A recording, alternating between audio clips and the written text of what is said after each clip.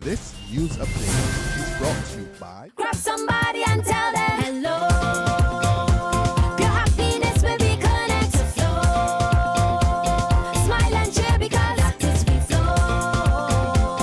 Grab somebody and tell them hello.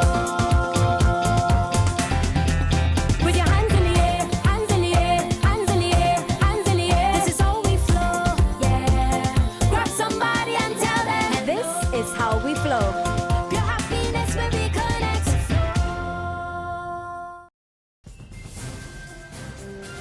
It's Tuesday, September the 15th, 2015, and this is your Barbados Today morning news update. I'm Emmanuel Joseph. Thanks for joining us. We begin with news that Barbados is expected to experience a major disruption in public transportation on Monday, with privately run transport systems being pulled off the road. The National Union of Public Workers, which represents drivers and conductors of privately owned public service vehicles, or PSVs, has summoned all the operators to a meeting at its Dalkeith Road headquarters to further discuss a variety of long-standing grievances and to determine their next course of action.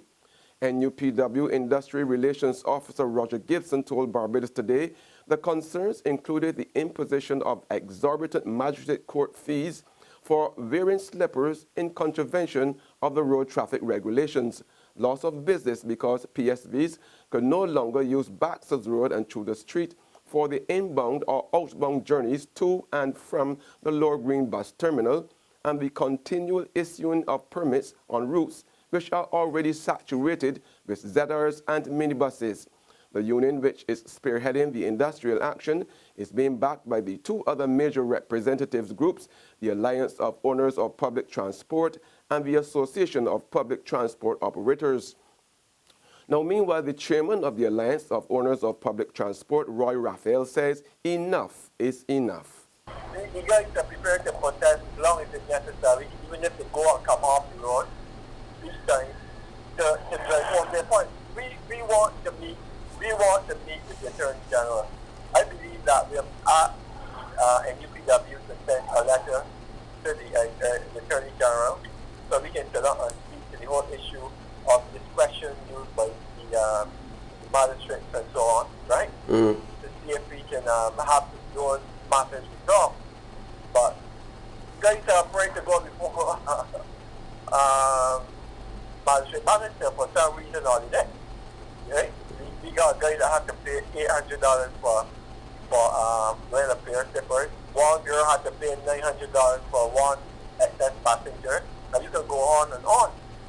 So these people are afraid. I mean, we already cramped with the fact that we don't have enough public service vehicle operators to drive all bus. Now, continue to make it unpopular because majority of people now a lot of people want to come out to it. It means that we have no choice but to park the vehicle if it continues that way, and it will put a strain definitely on the transport board because we move 75% of the traveling public, while transport board move only 25%, out of 44,000 persons per day, right?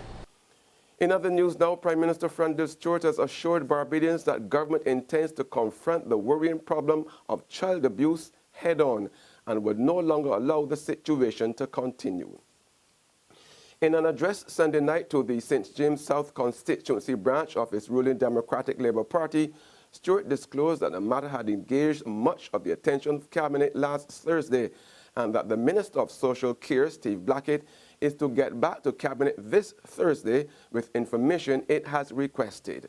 We can no longer allow a situation where abuse is happening, government agencies are informed, and nothing happens while innocent lives are being ruined. The Prime Minister's comments came in the wake of a number of highly publicized cases, deaths of two young boys, that's the suicide of 12-year-old Shemar Weeks of Checker Hall, St. Lucie in May, and 6-year-old Jahan King, who died from chest trauma after he was rushed to hospital in June, and widespread criticism of the Child Care Board's handling of those and other cases. The Barbados Workers' Union and the management of the Central Bank of Barbados are meeting this morning to try to resolve a dispute that has resulted in a strike action. Up to yesterday, workers were off the job, with union leader Tony Moore insisting that there would be no resumption of work until both sides were able to meet. The bone of contention is the promotion of an intern and other grievances. There's regional and international news after this short break. Secure your future, be financially strong. Since 1983, we have been there for you. A smart range of products, great tax benefits. We're the solution to your hopes and your dreams. The Barbados Workers Union Cooperative Credit Union. The Barbados Workers Union Cooperative Credit Union. Humble beginnings to smart loans, smart savings. Save smart and borrow smarter, that's the move for me. Stability, prosperity, we're the solution to your hopes and your dreams.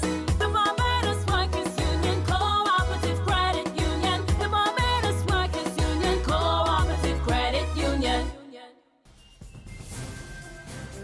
Turning now to our regional neighbors, a week after the People's Partnership in Trinidad and Tobago was defeated at the polls by the People's National Movement, former Prime Minister and United National Congress political leader Kamla Persad-Besessar has congratulated new Prime Minister Dr. Keith Rowley. In a statement posted on her Facebook page Sunday, Persad-Besessar said it is her hope that Rowley follows her lead, which is to use his office and power for the betterment of the people's lives. She noted democracy truly is a precious thing, and the result of an election is an expression of the will of the people. She said all persons who are elected should take those responsibilities very seriously, adding that she congratulated hundreds of thousands who exercised their right to vote and made this possible. She said she was taking the opportunity also to congratulate her opponent, Dr. Keith Rowley, on his victory. In more regional news, the Guyana government is yet to receive a dime from deputy head of the Guyana Power and Light Incorporated, who illegally transferred millions of dollars of the company's money to his overseas bank account. Rihanna Ahmad reports that it's been weeks now the government-owned company has been waiting to get back its money.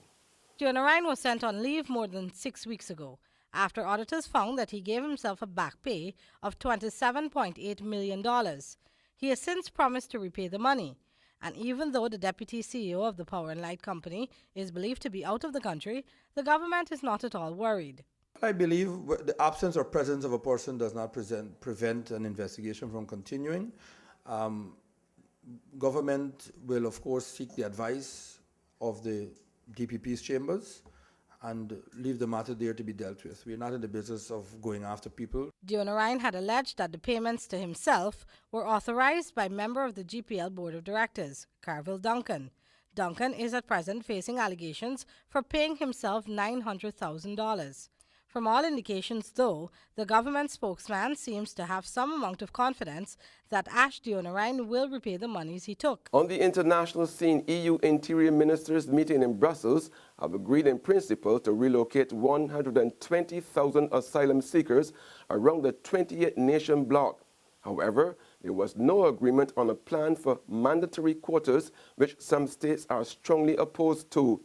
Earlier, more European countries introduced temporary border checks hours after Germany imposed controls on its borders with Austria. Europe's response to this crisis has been muddled and disunited from the start. Now there's a definite hardening of attitudes, with states refusing quotas and talk of deportations. The number of young men arriving is of particular concern to some. The UN fears that with borders closing, large numbers of asylum seekers could become stuck in transit.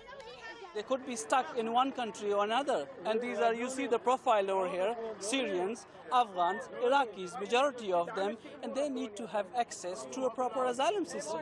And finally, an increasing number of children in Atlanta, Georgia are getting drunk on liquid hand sanitizer. Now, since 2010, Poison Control Center hotlines across the United States have seen a nearly 400% increase in calls related to children younger than 12 ingesting hand sanitizer. One 6-year-old girl swallowed 3 or 4 squirts of the seemingly innocuous liquid at school. And because it tasted good, she said, like strawberry, she consumed more and ended up with a blood alcohol level of 0.179, twice what's considered legally drunk in an adult. The amount of alcohol in hand sanitizer ranges from 45 to 95%. Ingesting even small amounts, as little as 2 or 3 squirts in some cases, can cause alcohol poisoning, according to medical experts. And on that rather dizzying note, we end our Barbados Today morning news update. However, you can join us again this afternoon. Until then, remember to log on to www.barbadostoday.bb, subscribe to our e-paper and email updates, or like us on Facebook. You can also catch us on Izumi Media in bus terminals or screenplay at supermarkets and gas stations near you. Also tune into Channel 101 on Floor TV and Mix 96.9 FM to get all the latest news and sports. I'm Emmanuel Joseph. Have a fantastic day.